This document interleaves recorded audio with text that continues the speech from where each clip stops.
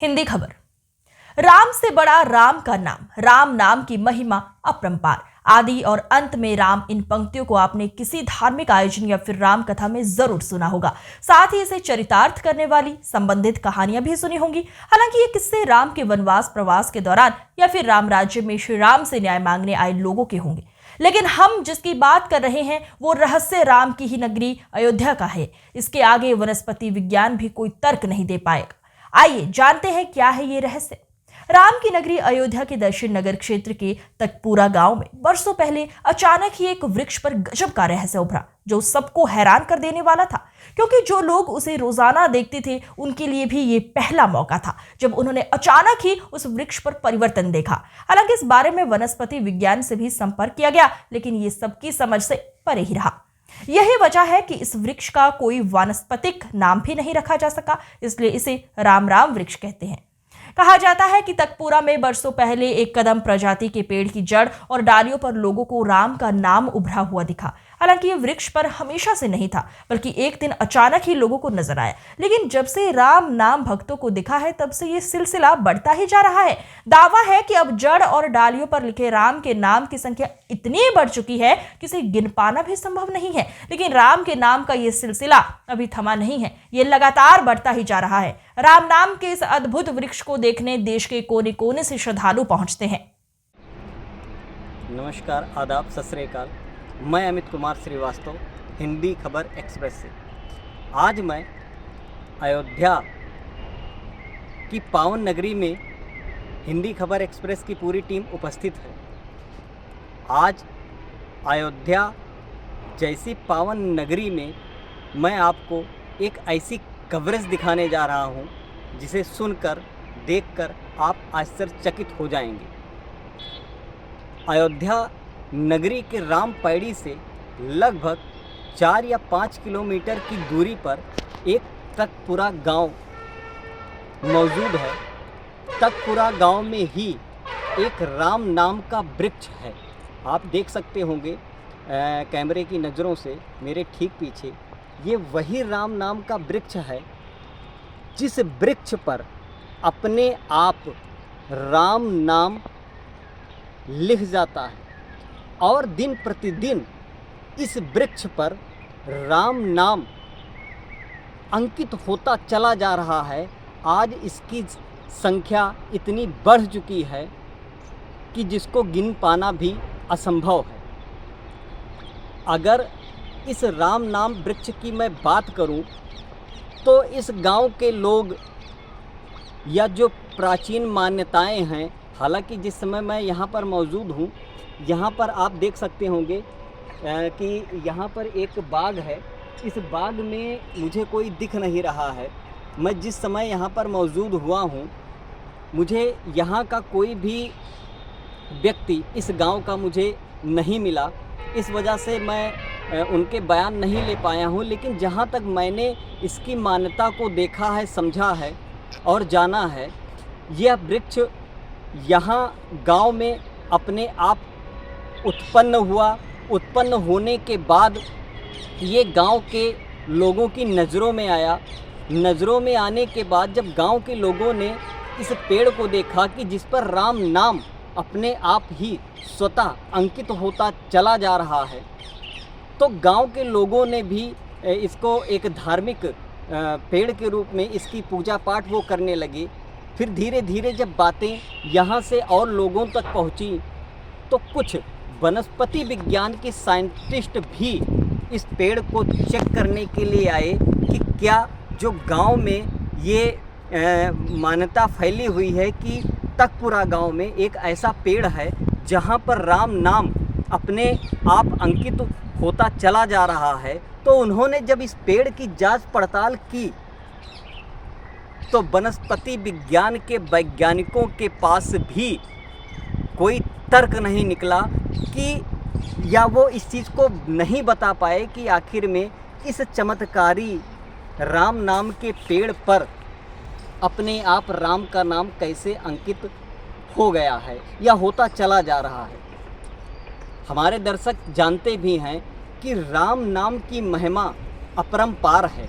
राम से बड़ा राम का नाम है।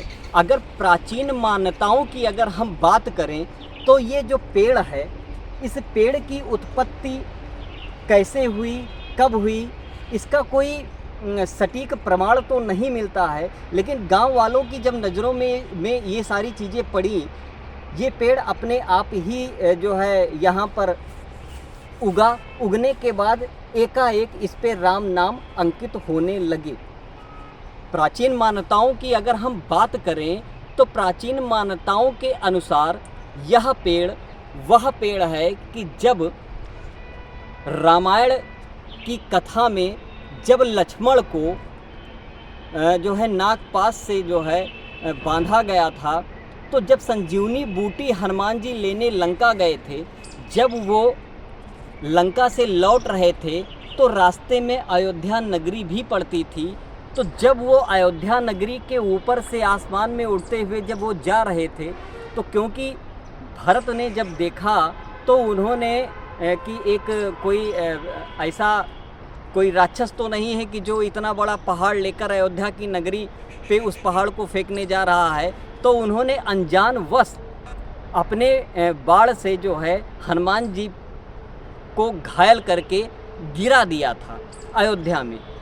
तो जो बाण उन्होंने मारा था, जो हनुमान जी को लगा था, वह बाण ही यहाँ पर आकर गिरा था, इस स्थान पर गिरा था।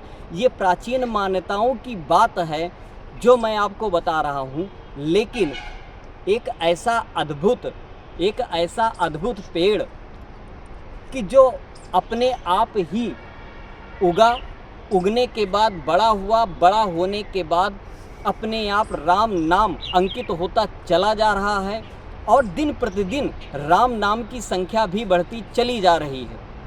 एक चीज़ मैं आपको, हमारे दर्शकों को मैं ये भी बताना चाहता हूँ कि यह जो राम नाम का पेड़ है, जब वनस्पति विज्ञान के साइंटिस्ट वैज्ञानिक यहाँ पर उपस्थित हुए थे, तो वह भी इसकी प्रजाति को ही नहीं जान पाए कि यह पेड़ किस प्रजाति का है।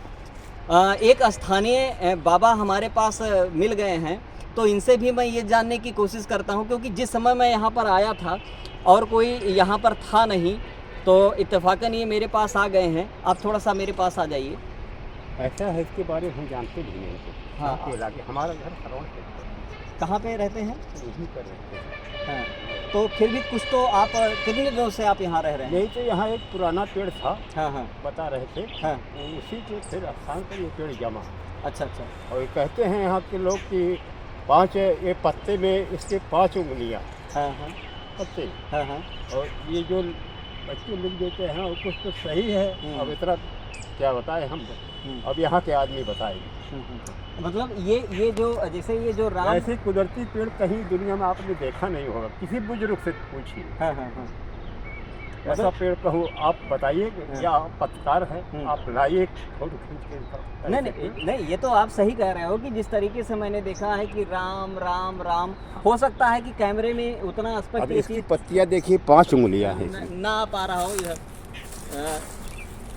जैसे जो है ये सत्य बात है कि ये एक ऐसा पेड़ है, एक बाबा जी ये ला भी रहे हैं इस पेड़ की पत्तियाँ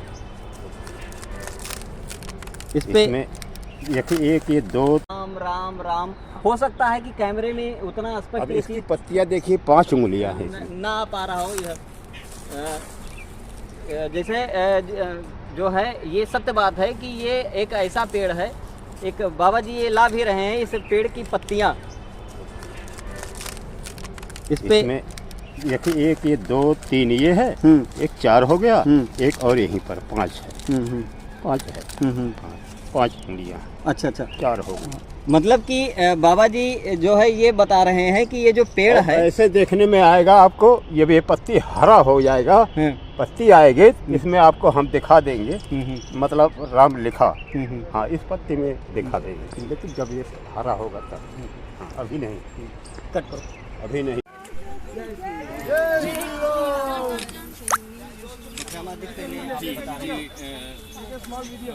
सम्राट विक्रमादित्य इस अयोध्या नगरी का पुनर्निर्माण करना चाहते थे, उस समय पर उनको समझ नहीं आया कहाँ से शुरू करें, तो एक संत ने जो सरयू नदी पर थे उन्होंने बताया कि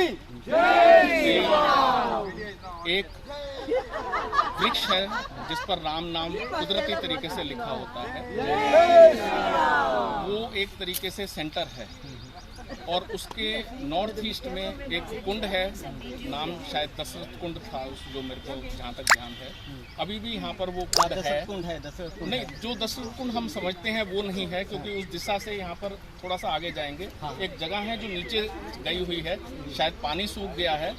तो मेरे हिसाब से जो पौराणिक कथा के हिसाब से वो दशरथ कुंड होना चाहिए, बाद में नाम बदल गया होगा या जगह बदल गया होगा। तो उसके एक रेडियस में, मतलब सर्कल में, एक कुंवारी बछिया को घुमाया जाए, शायद वो 1.25 कोस था या 2 कोस था, कुछ ऐसा था। उसके अंदर जहाँ पर वो बछिया स्वयं दूध दे देगी वो राम जो जन्मभूमि स्थल होगा।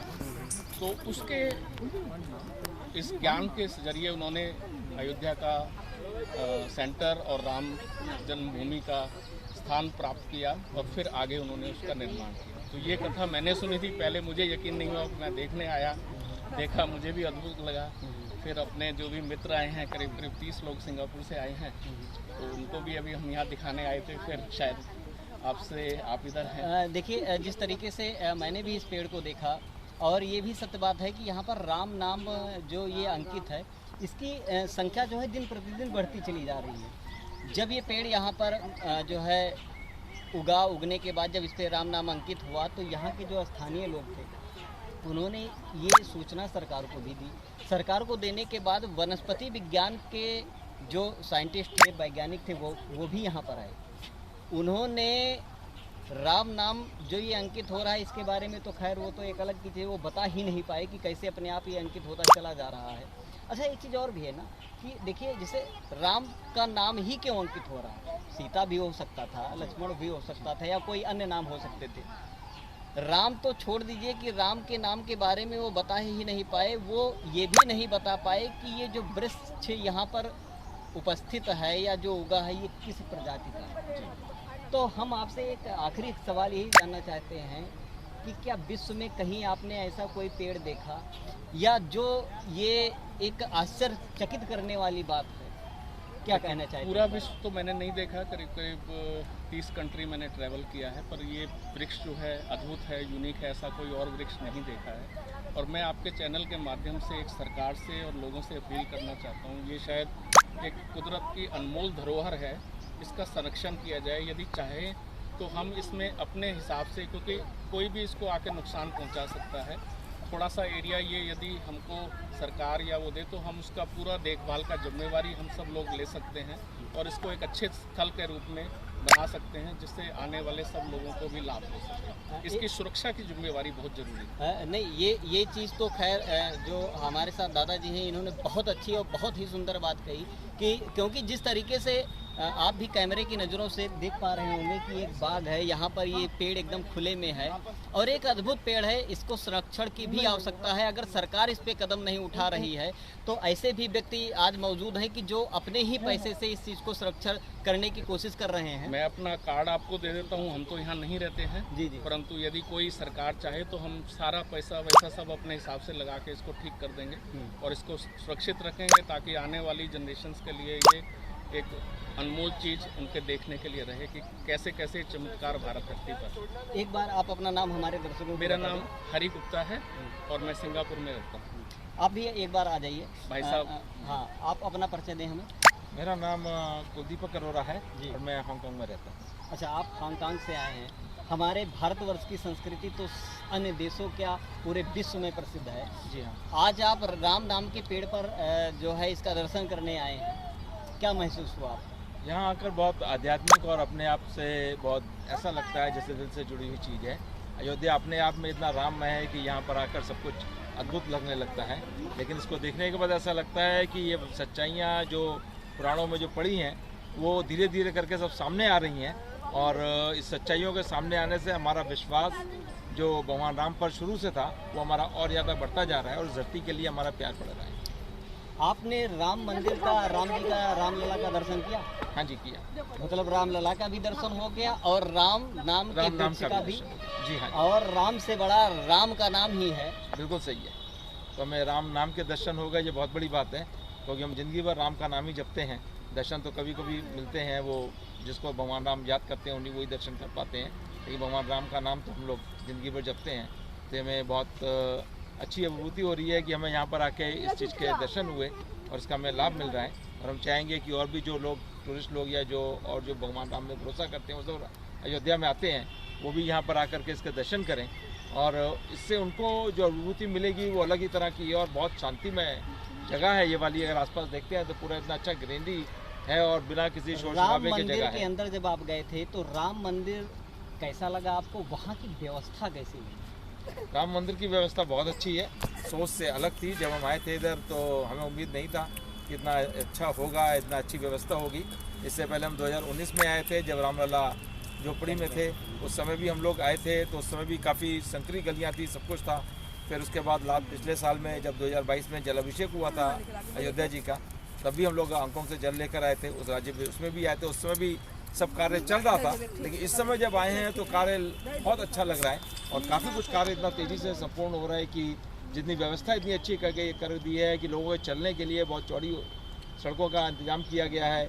पुलिस की सिक्योरिटी बहुत अच्छी है, सब लोग लाइन में लग के काम कर रहे हैं, किसी तरह का कोई शोर शराबा या कुछ नहीं दिखाई दे रहा। और जो भी हो रहा है सब लाइन में आकर जय श्री राम के जयकारे के साथ में लोग उनके दर्शन कर रहे हैं। ये बहुत अच्छा यहाँ पर जो प्रबंध राम की मंदिर जगह के है। अंदर जब आप गए थे तो राम मंदिर कैसा लगा आपको? वहाँ की व्यवस्था कैसी लगी? राम मंदिर की व्यवस्था बहुत अच्छी है, सोच से अलग थी। जब हम आए थे इधर तो हमें उम्मीद नहीं था कि इतना अच्छा होगा, इतना अच्छी व्यवस्था होगी। इससे पहले हम 2019 में आए थे, जब रामलला झोपड़ी में थे, उस समय भी हम लोग आए थे, तो उस समय भी काफ़ी संकरी गलियाँ थी, सब कुछ था। फिर उसके बाद पिछले साल में जब 2022 में जलाभिषेक हुआ था अयोध्या जी का, तब भी हम लोग आंखों से जल लेकर आए थे, उस राज्य में उसमें भी आए थे, उस समय भी सब कार्य चल रहा था। लेकिन इस समय जब आए हैं तो कार्य बहुत अच्छा लग रहा है और काफ़ी कुछ कार्य इतना तेज़ी से संपूर्ण हो रहा है कि जितनी व्यवस्था इतनी अच्छी कर दी है कि लोगों के चलने के लिए बहुत चौड़ी सड़कों का इंतजाम किया गया है। पुलिस की सिक्योरिटी बहुत अच्छी है, सब लोग लाइन में लग के काम कर रहे हैं, किसी तरह का कोई शोर शराबा या कुछ नहीं दिखाई दे रहा। और जो भी हो रहा है सब लाइन में आकर जय श्री राम के जयकारे के साथ में लोग उनके दर्शन कर रहे हैं। ये बहुत अच्छा यहाँ पर जो प्रबंध किया गया है प्रशासन द्वारा, वो बहुत अच्छा किया गया है। दादाजी से मैं अपने चैनल के माध्यम से मैं कार्ड ले रहा हूँ। उस कार्ड को मैं राम मंदिर ट्रस्ट प्रशासन को इस कार्ड को सौंप दूंगा। राम मंदिर ट्रस्ट प्रशासन इस कार्ड को लेकर दादाजी से संपर्क करेगा और कैसे क्या होगा, क्योंकि ये सारी चीज़ें जो आती हैं ये सरकार के अंतर्गत ही हैं ये यहाँ पर। और ये क्योंकि राम मंदिर बना हुआ है, राम ही सबसे बड़े हैं, फिर ये राम नाम का वृक्ष है। तो मेरे हिसाब से जो मुझे सबसे अच्छा लगा वो मैं यही सोचता हूँ कि ये राम मंदिर ट्रस्ट को आपका कार्ड सौंप दिया जाए। और क्या कहना चाहते हैं इस बारे में? बस हम तो यही चाहते हैं कि हमसे शायद ये सेवा हो सके तो हम अपने आप को भाग्यशाली समझेंगे। शायद आपके माध्यम से थोड़ा सा हम भी सेवा कर पाएंगे। तो आपने देखा दादा सिंगापुर से आए थे और हमारे दर्शकों को भी ये पता है कि राम मंदिर का जो इतना भव्य निर्माण हुआ है वो भी सरकार से 1 रुपए का भी उसमें योगदान नहीं है। ये राम मंदिर जो इतना आज भव्य वहाँ पर मौजूद है, बना हुआ है, उसमें ऐसे भक्तों का ही एक श्रेय जाता है। और राम से जिस तरीके से राम से बड़ा राम का नाम है, उसी तरीके से जो राम के भक्त हैं वो उनसे भी बड़े हैं। मैं Amit Kumar Srivastava, regional bureau chief, Devi Patan Mandal. आज की खबरों में बस इतना ही। देखते रहिए हिंदी खबर एक्सप्रेस। नमस्कार।